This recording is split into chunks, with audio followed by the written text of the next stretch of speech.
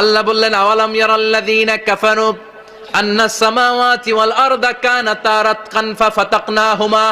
কাফেররা কি দেখে না মহাবিশ্বের সব কিছু একসাথে মিলে ঝিলে ছিল, বিশাল এক বিস্ফোরণের মাধ্যমে আমি মহাবিশ্ব তৈরি করেছি। সুবহানাল্লাহ।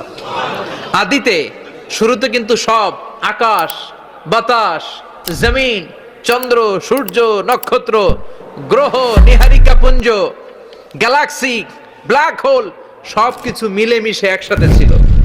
এটার ঘনত্ব ছিল খুব বেশি। মহাবিশ্বের সবকিছু ছিল একটা বিন্দু। এটাকে বিজ্ঞানীরা নাম দিয়েছে দ্য সিঙ্গুলারিটি, মহা একত্ব। এরপর একটা প্রচন্ড বিস্ফোরণের মধ্য দিয়ে মহাবিশ্ব সৃষ্টি হয়েছে। এটার ওরা নাম দিয়েছে বিগ ব্যাং থিওরি। কি নাম? স্টিফেন হকিং সবচেয়ে বড় পদার্থবিজ্ঞানী ছিল।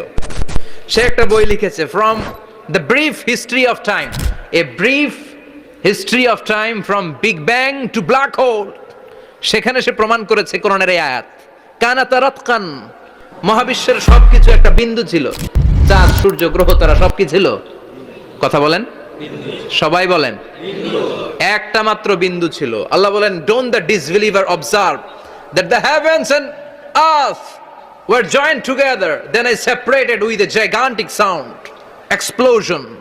সব একসাথে ছিল, চাঁদ, তারা, আকাশ, নদী, নালা সব একসাথে। তারপরে একটা বিকট বিস্ফোরণের মধ্য দিয়ে পৃথিবী হয়েছে, এ চাঁদ হয়েছে, চন্দ্র হয়েছে, সূর্য হয়েছে, মহাবিশ্বের সবকিছু এই মহাবিস্ফোরণের মধ্য দিয়ে হয়েছে। চিৎকার করে পড়েন আল্লাহু আকবার।